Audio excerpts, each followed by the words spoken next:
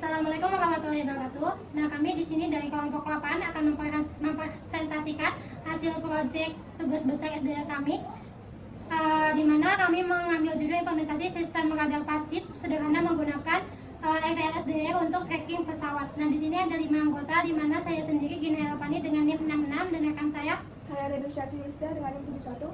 Saya Rizka Nuraliza dengan NIM 56. Saya Aurora Patricia Sagala dengan NIM 77. Saya Ira Prilia Widianti dengan NIM 58.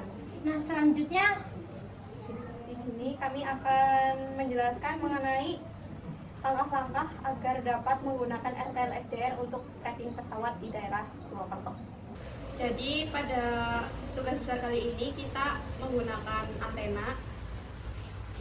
Yang kedua ada RTL SDR. Yang ketiga ada tripod untuk penyangga dari antenanya. Dan kita juga menggunakan aplikasi tambahan yaitu ADPS. Nah, seperti ini aplikasinya. dan kita juga menggunakan aplikasi software virtual radar server yang kayak gini untuk mendeteksi atau melihat pesawat yang muncul. Dan kita juga menggunakan DAM 1090 dengan frekuensinya, dan kami juga menggunakan PowerShell untuk menjalankan programnya. Untuk lokasi percobaan kali ini kami melakukan percobaan di Perumahan Karangpucung, Kecamatan Purwokerto Selatan. Selanjutnya di sini kami akan melakukan percobaan tracking pesawat. Langkah-langkah yang pertama menghubungkan antena ke tripod antena. Selanjutnya setelah dihubungkan, untuk kabel antena akan disambungkan ke RTL SDR V3.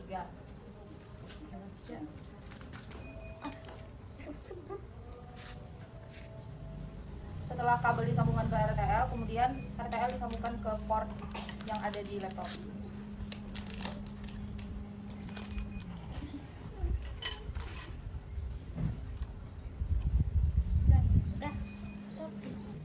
Langkah selanjutnya adalah mengunduh aplikasi virtual radar server dan DAM 1090. Nah, di sini kami sudah melakukan pengunduhan untuk data-data tersebut. Selanjutnya buka data tersebut, yaitu data DAM 1090, dan kemudian klik Shift. Dan selanjutnya kita akan membuka PowerShell dari DAM 1090.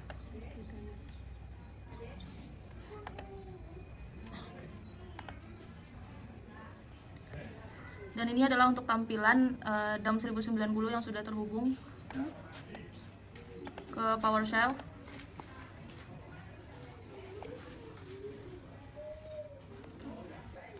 Selanjutnya ini adalah komen yang digunakan untuk mengecek apakah RTL SDR V3 sudah benar-benar terhubung ke DAM 1090.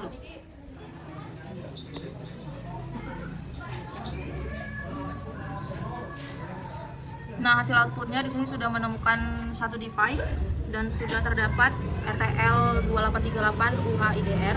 Berarti tandanya RTL yang digunakan sudah terhubung. Selain informasi dari RTL-nya, terdapat juga informasi gain, yaitu 49,60.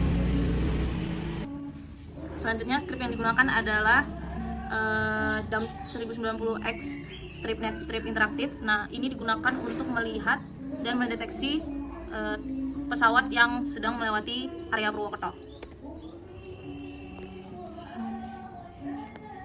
Nah, hasil dari skrip tersebut akan menampilkan tabel data pesawat berupa hex, mode, squawk, flight, altitude, kecepatan, longitude, dan latitude. Selanjutnya setelah di bagian PowerShell, buka software virtual radar server.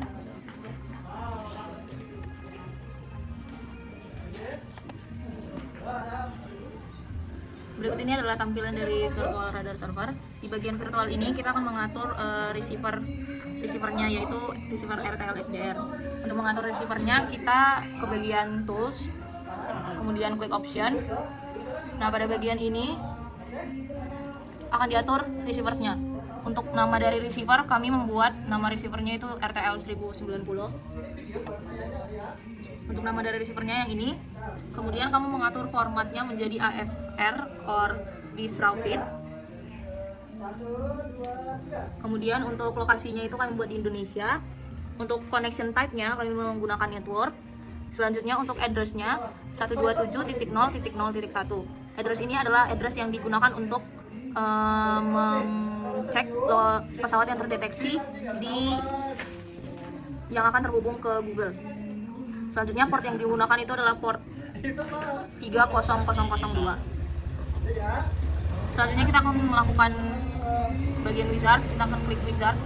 Selanjutnya klik bagian software Divan Radio. Nah, pada bagian receiver konfigurasi ini kita menggunakan DAM 1090. Selanjutnya klik next. Kemudian di bagian ini klik yes dan kemudian klik next. Selanjutnya next, finish. Setelah finish kita akan melakukan test connection. Nah, di sini sudah terhubung. A connection can be made with these things.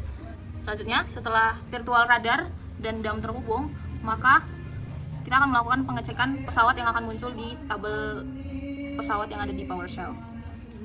Kami di sini juga menggunakan aplikasi tambahan berupa ADSB Unfilter. Untuk tampilannya seperti ini. Nah, kami menggunakan aplikasi ini untuk membandingkan data yang diperoleh di PowerShell sendiri dan juga data yang ada di aplikasi ADSB.